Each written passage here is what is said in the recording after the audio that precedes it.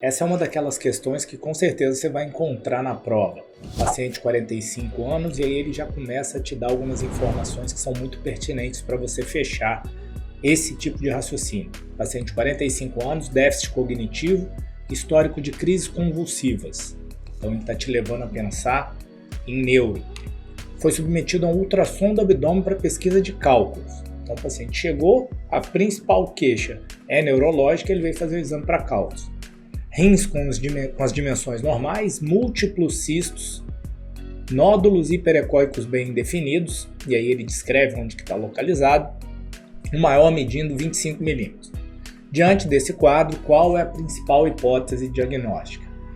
Ele te leva a pensar em neuro e depois te mostra um exame de abdômen. O que ele está querendo fazer? Ele está querendo te mostrar um quadro sindrômico, que acomete os rins, um cisto, um nódulo, e que o paciente tem déficit cognitivo e crise convulsiva. Se você lembrar lá, ele pode ter sido até um pouco injusto nessa questão, porque, por exemplo, se você vai fazer o ultrassom, você está vendo o paciente. Então, déficit cognitivo, crise convulsiva e adenoma sebáceo dominando na face são os 3 critérios da tríade de Vogt. Então, você vai pensar em esclerose tuberosa. Esse era o raciocínio imediato e essa é uma das síndromes que cai muito na prova. Então, esclerose tuberosa, você tem que estar muito atento para ir. Então, vamos dar uma explorada melhor nisso aí. Lesões renais. As lesões renais ele chama de hiperecóicos. Quando ele fala em hiperecóicos, a primeira coisa que ele quer que você pense é o quê? Angiomiolipoma. Rodrigo, ser hiperecóico no ultrassom é igual a ser angiomiolipoma? Não, né? A gente já viu isso em algumas situações que os carcinomas de células renais eles podem ter qualquer espectro de ecogenicidade, o mais comum que seja hipo, mas ele pode ser hipo, pode ser iso, pode ser hiper. Você pode ter metástases que são hiperecóicas, então ser hiperecóico não é igual a ser um angiomiolipoma, mas nesse contexto aqui ele está te perguntando inclusive qual a hipótese mais provável, ele está definindo a síndrome, a esclerose tuberosa e te mostrando, te dando dados para você confirmar o seu raciocínio mais provável. Vamos dar uma olhada nisso para você não esquecer nunca mais.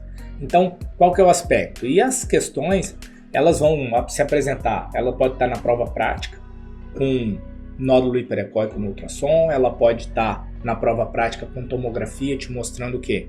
Múltiplos nódulos hiperecóicos ou com densidade de gordura, disseminados bilateralmente, você pode ter cisto associado. Esse é o aspecto que você vai encontrar nos rins, geralmente múltiplos. Isso aqui, se você estivesse fazendo o ultrassom, se fosse seu dia a dia, você ia ver o paciente, então isso ia te levar ao quê? Esse paciente tem déficit cognitivo? Você podia avaliar lá na hora. Esse paciente aqui tem histórico de convulsão? Sim. Então, adenoma sebáceo vai estar em torno de 80% dos pacientes, angiomiolipomas, cistos renais, é exatamente o que ele te deu, e aí tem algumas questões que eles vão falar que a esclerose tuberosa está relacionada aos pecomas, que são os tumores de células perivasculares, células epiteliais perivasculares.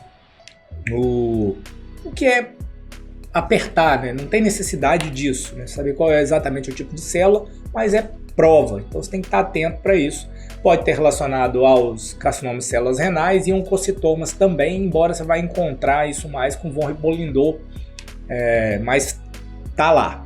E aí isso vem muito naquelas questões, marque a 1 e a 2 se for verdadeira, e às vezes você acaba se enrolando com isso.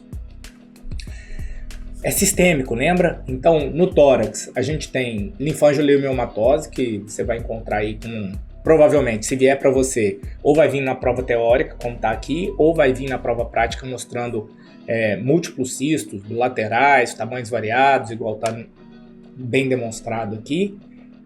Tumores cardíacos e aí o rabdomioma, isso é importantíssimo para você. E na neuro, então você veja que essa questão de esclerose tuberosa, você pode encontrá-la de várias formas, tanto na prova teórica como na prova prática. Amartoma subcortical e bandas radiais pode te mostrar essas faixas hiperintensas, aí ele vai te dar um flare para você ver isso, o que são as bandas radiais. Ele pode te dar Os hamartomas subcorticais, que vão ser mais difíceis de ver, provavelmente ele vai te dar nódulos subependimários. Então, se você tiver num cenário desse, vem aqui para o epêndima, dá uma olhada se você vai encontrar algum nódulo. Provavelmente ele pode botar um T2 estrela, um SWI, porque eles calcificam, se for uma tomografia, eles podem colocar uma tomografia que você vai ver calcificação muito bem. Asterostomas subependimários, células gigantes.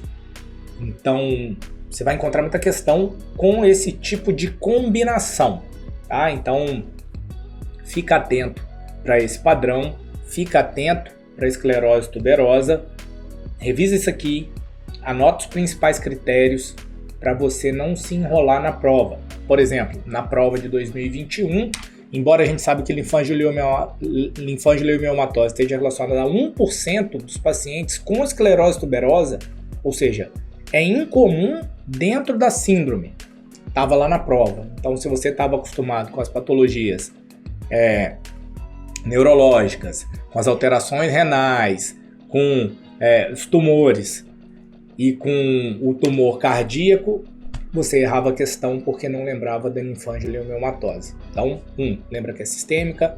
2, lembra que pega tórax, que pega abdômen, que pega neuro, que tem aspecto cutâneo. E isso aí vai te ajudar a acertar as questões.